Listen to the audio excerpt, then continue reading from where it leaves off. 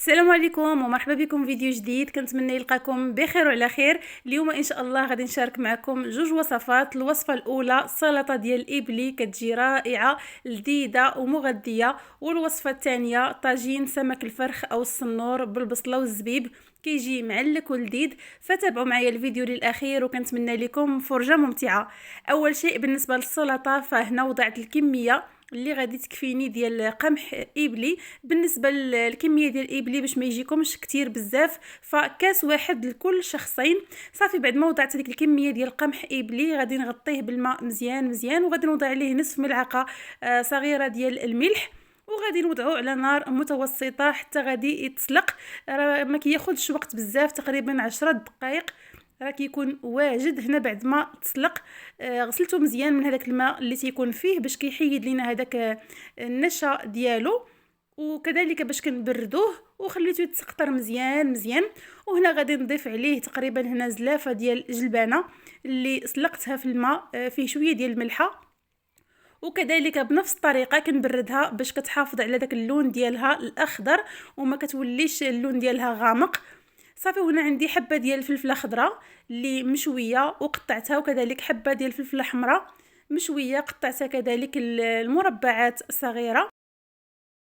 وغادي نضيف علبه ديال الطون اللي صفيته من الزيت وفرتته القطع بهذا الشكل هذا. تقدروا كذلك تضيفوا جوج علب الا كنتو كتبغيو الطون يكون باين في هذه السلطه. وهنا عندي تقريبا جوج معالق كبار ديال المعدنوس اللي قطعته رقيق. بالنسبه للاضافات اللي ممكن تضيفوهم في هذه السلطه، فممكن تضيفوا المايس او الذره المعلبه، كذلك ممكن تضيفوا الزيتون خضر مقطع وكذلك الزيتون الاسود، وكذلك ممكن تضيفوا جبن إدام مقطع المكعبات صغيره، فكيتواتاو بزاف مع هذه السلطه هذه. وهنا غادي ندوز نوجد الصلصه باش غادي نخلط هذه السلطه. فهنا ضفت جوج معالق حتى ل3 المعالق كبار ديال زيت الزيتون، وغادي نضيف عليهم 3 المعالق صغار عامرين مزيان ديال المايونيز. الا كنتو ما كتبغيوش المايونيز في السلطات ممكن تستغناو عليه. وغادي نزيد رشه ديال الملح حسب الذوق، وشويه كذلك ديال البزار، واحد الرشه اللي تكون خفيفه. وغادي نزيد الخل اللي ممكن كذلك تعوضوه بعصير الحامض، تقريبا واحد الملعقه صغيره. صافي وغادي نحرك مزيان مزيان هاد الصلصه عفوا حتى كتنسجم مزيان مزيان، وكيولي عندنا واحد الخليط اللي كريمي بهذا الشكل هذا، كيعطي واحد اللذه رائعه لهاد السلطه. صافي وغادي نخويها على هاد السلطه وغادي نحركها مزيان مزيان حتى كتنسجم جيدا جيدا. وكنوضعوا هاد السلطه في الثلاجه لمده ديال 10 دقائق باش كتبرد، لانها كتجي رائعه وهي بارده. وكيكون هذا هو الشكل ديال السلطه ديالنا بعد ما حركتها مزيان مزيان. ما بقى ليا الا نقدمها في صحون التقديم. كتجي سلطه لذيذه بزاف ما تشبعوش منها، كتجي رائعه سهله التحضير وكذلك مغذيه لانها كتحتوي على الخضار. فكنصحكم انكم تجربوها لانها فعلا كتجي لذيذه لمرافقه الاطباق او كذلك للعشاء، كتجي خفيفه ومغذيه. وندوزو لطاجين الفرخ او طاجين سمك الفرخ او الصنور بالبصله والزبيب، كيجي اكثر من رائع ولذيذ. هنا في التوابل عندي شويه ديال القرفه، خرقوم، سكينجبير، الملحه، وشويه ديال البزار. وهنا عندي الزعفران شعره اللي رطبته في نص كاس ديال الماء. صافي ضفتو على هذوك التوابل او العطريه. وهنا غادي نضيف واحد الفص ديال الثومه اللي محكوك بهذا الشكل هذا، وغادي ندمج هاد التوابل جيدا جيدا. بالنسبه للقزبور والمعدنوس فماشي ضروري ديروهم في هاد الطاجين ديال البصله والزبيب، فهما اختياريين. الا بغيتو تضيفوهم ضيفوهم، ما بغيتوش راه ماشي ضروري لان الطاجين كيجي حلو. صافي وغادي نجيب هذوك القطع بعد ما حركت هذيك التوابل مزيان مزيان مع هذاك الكاس، نص كاس ديال الماء، وغادي نوضع فيهم هذوك القطع ديال سمك الفرخ او سمك الصنور او سمك اصيغاغ، كل واحد وشنو كيسميه.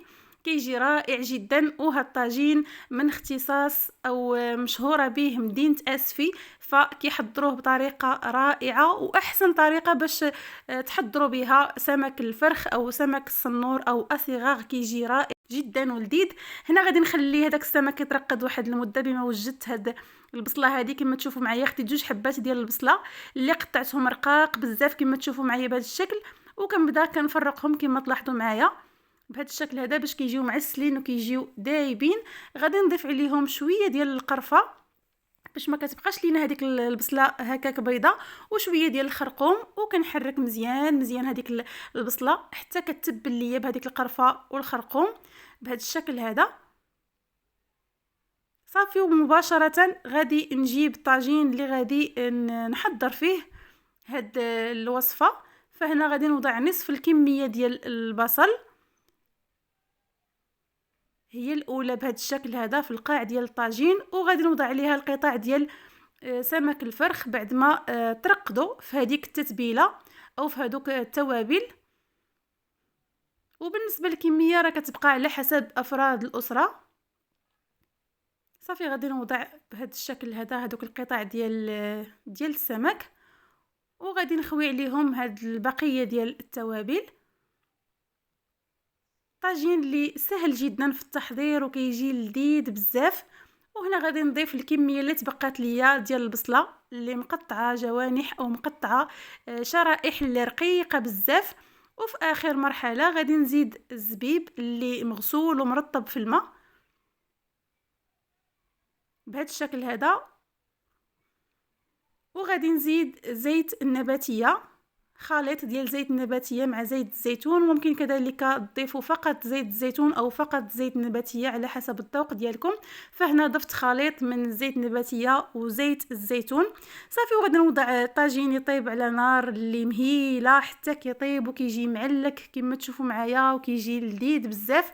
وهذيك البصله راه كتذوب كما تشوفوا معايا، كيجي طاجين رائع جدا ولذيذ. كنتمنى انكم الا كنتو باقي ما جربتوه تجربوه، راه فعلا كيجي لذيذ بزاف. كما تشوفوا معايا هذاك السمك كيطيب وكيبقى شاد الشكل ديالو، يعني ما كيتفرتت ما حتى شي حاجه، وكيجي طايب مزيان. كيجي طاجين اللي رائع جدا. كنصحكم تجربوه. وهنا رافقته مع خبز ديال الدار اللي طيبته في فران الضوء ايتيمات. الا بغيتو نشارك معكم الطريقه ديالي في الخبز في فران الضوء ايتيمات خليوها ليا في التعاليق وغادي نشاركو معكم بكل فرح. كنتمنى الوصفات يكونوا نالوا اعجابكم وتجربوهم لانهم من اروع ما يكون. وإلا عجبكم فيديو اليوم ما تبخلوش عليا بلايك، تعليق، اشتراك الا كنتو اول مره كتشاهدوا القناه، وبارطاج مع العائله والاصدقاء لتعم الفائده. ونتلاقاو في الفيديو الجاي. خليتكم على خير وشكرا للمشاهده والى اللقاء.